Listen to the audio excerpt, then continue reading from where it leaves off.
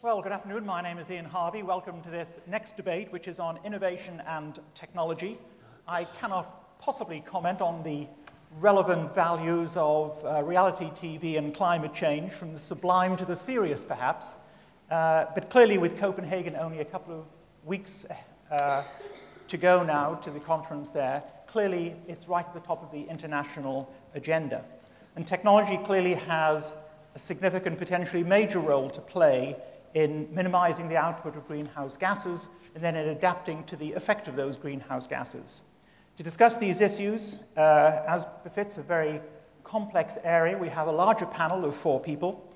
Graham Child has very kindly stepped in to replace Jeannie, who is ill, and he's from the Department of Energy and Climate Change.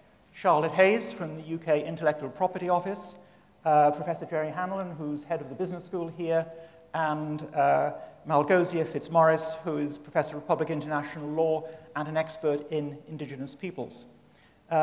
We only have 2 or 3 minutes for each of the panelists just to address some of the initial issues, and I'd like to create a very light starting structure and just to provide a starting question to each of the panelists.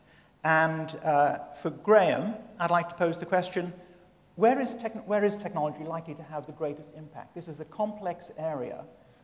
Where is it going to have the greatest impact, both in terms of reducing the emission of greenhouse gases and adaptation? And how do you go about setting priorities in what is a very complex and maybe still uncertain area?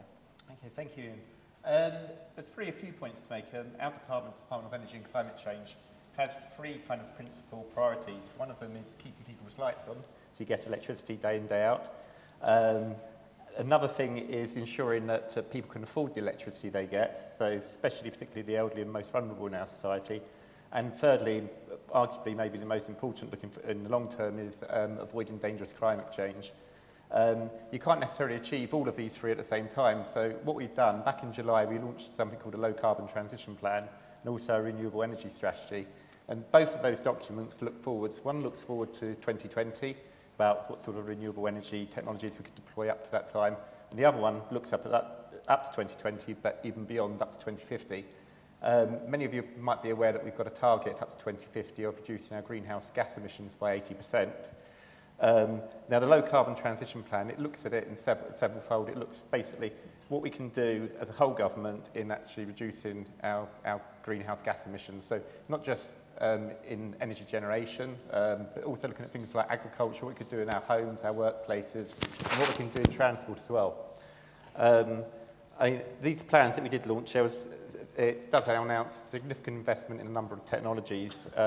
It's things like green homes, large demonstration projects for electric cars, and there's also things about how we can access and facilitate access in the £4 billion of grants and loans which have been made available by the European Investment Bank.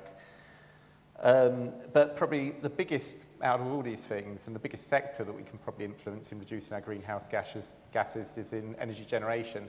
If you decarbonise basically the power sector, you can then transform the grid so that actually works to actually support all the other various technologies, i.e. the new cars and other things that we bring on stream, to actually support that 80% target.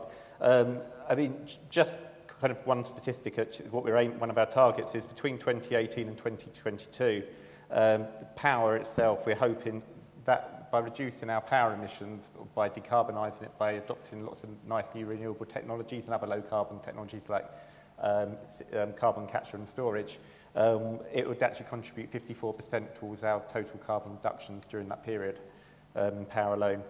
I mean, as I said earlier, there's little value if we all switch to electric cars tomorrow if where we get the power from is all from coal-fired power stations. So, in a sense, everything's got to be planned quite well. I mean, just highlighting 4 of the areas that we're in the power sector that we're actually focusing lots of our efforts on at the moment. One would be carbon capture storage. We've got 4 demonstration projects in that area, which we announced recently. We've put £60 million into wave and marine technologies in actually kind of improving the testing facilities that we've currently got. And there's 120 million of support for offshore wind. And that's just the financial support we're giving, direct financial support. But there's a lot we need to do also around the leadership area in government and sending the right signals to industry. We're working with a group called Energy Research Partnership at the moment to develop a plan going up to 2050, showing where our energy capabilities are domestically, so where we can actually innovate and make a difference. I mean, Energy Research Partnership includes some large industrial players like your E.ON, their chief executives, Scottish and Southern, National Grid. It includes several chief scientists of several different government departments and other non-departmental public bodies such as the Carbon Trust are on its board as well. And what they're trying to do is actually create some common industry government shared view as to what things we need to do, innovation steps we need to do going out to 2050 to actually kind of build and develop in-house some technologies which will help support decarbonising the UK. I mean, the work will actually turn around and say there might be technology X, Y, and Z that we won't be actually able to adopt in the UK. And those sort of technologies, or build in the UK at least, and those sort of technologies we'd be able to actually import in from maybe the States or Denmark or some other country. So we're not saying we're going to build everything here, but it's going to support us decarbonise in the UK. But the technologies we do have a chance of actually developing, we do think we have a good competitive advantage, maybe something like marine technologies where we're more advanced than other countries. We'd actually look at working again with industry and actually creating some sort of action plan which will actually say what are the big barriers we need to overcome to actually develop that technology full scale and what are its export potentials.